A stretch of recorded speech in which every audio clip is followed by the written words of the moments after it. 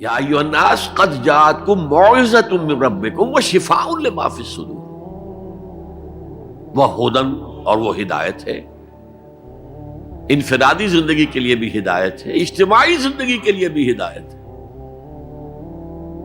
کبھی اگر سورہ فاتحہ پر آپ غور کریں جو ہماری نماز کا جزو لازم ہے، تو ہم پہلے کہتے ہیں الحمدللہ رب العالمین الرحمن الرحیم مالک یوم الدین ایاک نعبد و ایاک نستعین۔ یہ ہدایت تو ہمیں پہلے ہی ملی ہوئی ہے۔ پھر جو ہم کہتے ہیں اہدنا الصراط المستقیم، اللہ کو ہم نے پہچان لیا، اسے رب العالمین مان لیا، اسے رحمان مان لیا، اسے رحیم مان لیا، اسے روز جزا کا حاکم مطلق مان لیا، تو اب کون سی ہدایت رہ گئی؟ ہدایت تو آ گئی۔ اب اصل ہدایت جو درکار ہے وہ ہے جو ریلیونٹ ہے آج کے دور میں، جو اجتماعی نظام ہے انسانوں کا، اس کے لیے انسان بالکل بے بس ہے۔ اس کی عقل جو ہے اجتماعی نظام عدل قائم نہیں کر سکتی۔ انفرادی طور پر نیکی اور بدی کا علم میرے اور آپ کے نفس کے اندر ودیعت شدہ ہے۔ وَنَفْسٍ وَمَا سَوَّاهَا فَأَلْهَمَهَا فُجُورَهَا وَتَقْوَاهَا، یہ موجود ہے، لیکن یہ کہ معاشرتی نظام میں عورت اور مرد کے درمیان کیا توازن ہو، ان کے حقوق و فرائض کا توازن۔ دنیا میں کیا ہوتا رہا ہے اور ہو رہا ہے آج بھی، یا عورت جوتی کی نوک کے برابر ہے، کوئی اس کی حیثیت نہیں، بھیڑ بکری کی طرح ملکیت ہے، اس کے کوئی حقوق نہیں، اور یا عورت کلوپیٹرا بن کر پورے ملک کی قسمت کا بیڑا غرق کرتی ہے، انسانوں کے شانہ بشانہ ہو کر وہ در حقیقت خاندانی نظام کو برباد کرتی ہے۔ ان دونوں کے درمیان توازن کیسے قائم کیا جائے؟ اب آپ سوچئے، تجزیہ کیجئے۔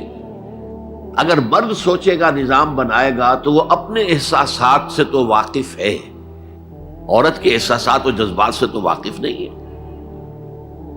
عورت نظام بنائے گی تو وہ اپنے احساس و جذبات سے واقف ہے، وہ مرد کے احساسات و جذبات سے واقف نہیں۔ یہ عادلانہ نظام وہی ہستی دے سکتی ہے جس نے مرد کو بھی پیدا کیا، عورت کو بھی پیدا کیا۔ ایک ایمپلائر ایمپلائی ریلیشن شپ ہے، کارخانے دار ہے، وہ لوگوں کو رکھتا ہے مزدور۔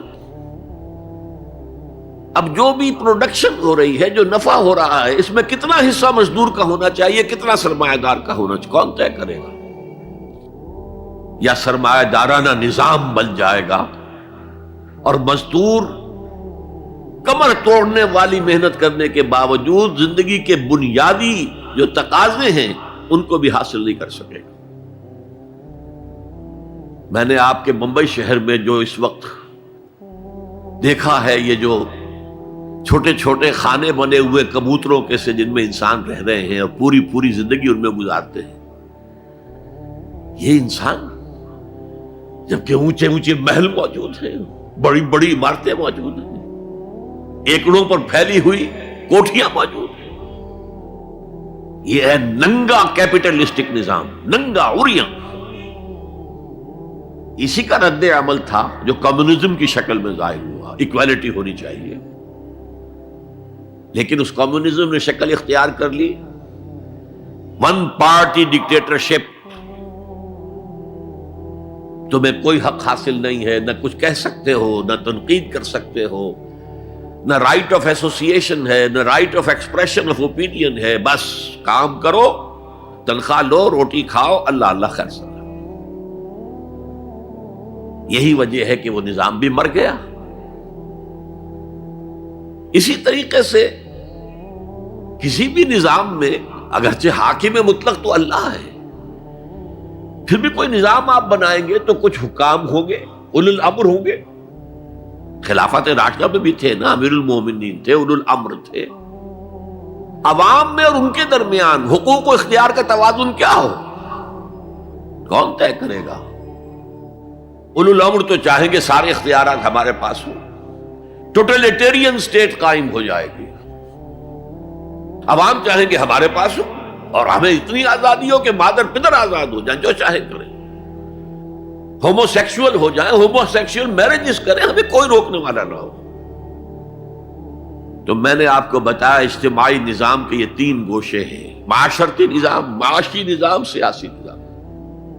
آج کے انسان کی اصل ضرورت یہ ہے، اس لیے کہ اس طرح کا ہمہ گیر نظام اس سے پہلے تھا ہی نہیں، لوگوں کو آزادیاں تھیں۔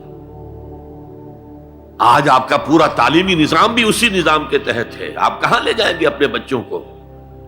آپ ان کے حوالے کر کے اپنے ہاتھ دھو لیتے ہیں۔ You wash your hands of your children. وہ نظام جو چاہے گا بنا دے گا ان کو۔ گلا تو گھونٹ دیا اہل مدرسہ نے تیرا، کہاں سے آئے صدا لا الہ الا اللہ؟ کیا کریں گے؟ انہیں کہیں کسی تہخانے میں تو بند نہیں کر سکتے۔ آپ اپنے گھر میں ٹیلی ویژن نہیں لائیں گے، وہ جا کر دکان پہ دیکھیں گے۔ جب تک نظام درست نہ ہو، اور نظام کی ہدایت ہے جو قرآن نے دی ہے اصل، ورنہ اخلاقیات کا معاملہ میں آپ سے عرض کر دوں کہ یہ تو نوع انسانی کی مشترک میراث ہے۔ سچ بولنا اچھا ہے، جھوٹ بولنا برا ہے، کون نہیں جانتا؟ کیا ہندو نہیں جانتا؟ کیا بدھ مت کا پیرو نہیں جانتا؟ وعدہ کرنا اچھا ہے، وعدہ خلافی بری ہے، کون نہیں جانتا؟ عیسائی نہیں جانتا، یہودی نہیں جانتا، سب جانتا۔ بیسک ہیومن موریلٹی تو ہمارے اندر ہے، جیسا کہ میں نے آیت آپ کو سنائی، وَنَفْسٍ وَمَا سَوَّاهَا فَأَلْهَمَهَا فُجُورَهَا وَتَقْوَاهَا۔ انسان کا نفس جو اللہ نے پوری طرح تیار کر دیا، نوک پلک سنوار دی، اور اس میں نیکی اور بدی کی تمیز ودیت کر دی۔ لہذا اصل ہدایت ہے آج جس کی ضرورت ہے وہ اجتماعی نظام۔ 2 منٹ اور لے لوں آپ کے۔ 300 سال سے انسان اسی اجتماعی عدل کی تلاش میں ادھر سے ادھر ٹھوکریں کھا رہا ہے۔ کوئی 250 برس سے زیادہ ہو گئے ہیں۔ فرانس میں انقلاب آیا، کیوں آیا؟ یہ بادشاہت، جیبانی ادارت۔ بادشاہ کون ہے؟ وہ بھی انسان ہے، ہم بھی انسان ہیں۔ اسے کیا حق ہے کہ وہ حکومت کرے؟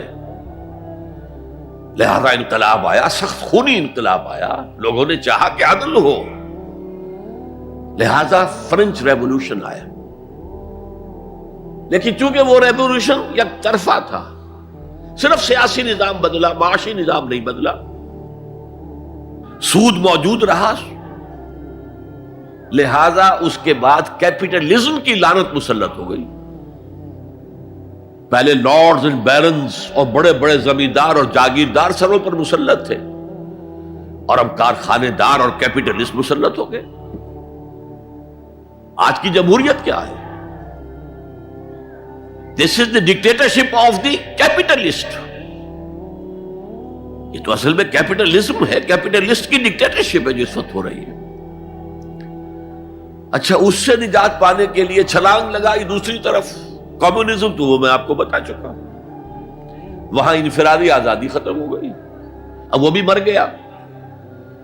اب فوکو یاما نے تو کتاب لکھ دی اینڈ آف ہسٹری، بس ثابت ہو گیا کہ ہمارا نظام لبرل سیکولر ڈیموکریسی اور انٹرسٹ بیسڈ کیپٹلزم، اس سے بہتر کوئی نظام ہے ہی نہیں، سب ختم ہوگا۔ لیکن ایک نظام ہے جس کا انہیں اندیشہ ہے، جو ابلیس کی زبان سے اقبال نے کہلوایا تھا، ہے اگر کوئی خطر مجھ کو تو اس امت سے ہے جس کی خاکستر میں ہے اب تک شرار آرزو۔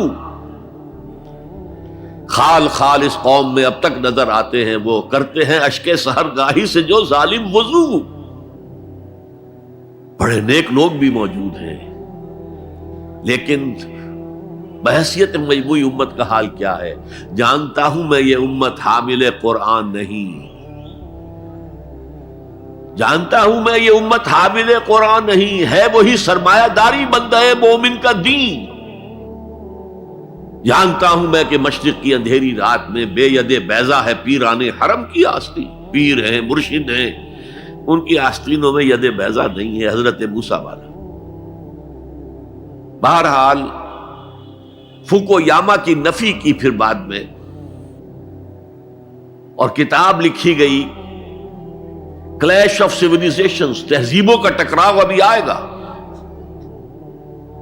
تو میں اس سے زیادہ اس ایشو پر نہیں جانا چاہتا. ہدایت، انفرادی ہدایت بھی قرآن میں ہے، اور سب سے بڑھ کر اجتماعی ہدایت جس کی آج کے انسان کو سب سے زیادہ ضرورت ہے. The system of social justice جو صرف اللہ دے سکتا ہے، اس لیے کہ کارخانے دار بھی اسی کی مخلوق ہے اور مزدور بھی اسی کی مخلوق ہے. جو اولو الامر ہے وہ بھی اسی کے پیدا کرنا ہے، اور جو عوام ہے وہ بھی اسی کے پیدا کرنا ہے. مرد بھی اسی کا پیدا کرنا ہے، عورت بھی اس کی پیدا کرنا ہے. جیسے ایک حدیث میں آتا ہے الخلق عیال اللہ، تمام مخلوق اللہ کے کلبے کے مالک ہے. وہ عدل دے گا، وہ سوشل جسٹس دے گا، وہ توازن دے گا آپ کو معاشرتی نظام میں، معاشی نظام میں، سیاسی نظام میں. اس کا نتیجہ چوتھا جو نکلے گا رحمت للمومنین، اب وہ رحمت ہوگی آخرت. جیسے حضور نے فرمایا الزہراوین نام دیا سورہ بقرہ کو اور سورہ آل عمران کو. الزہراوین، زہرا کہتے ہیں بہت تابناک حضرت فاطمہ زہرا رضی اللہ تعالی عنہ. الزہراوین یہ دو بدلیوں کی صورت میں میدان حشر میں ظاہر ہوں گی.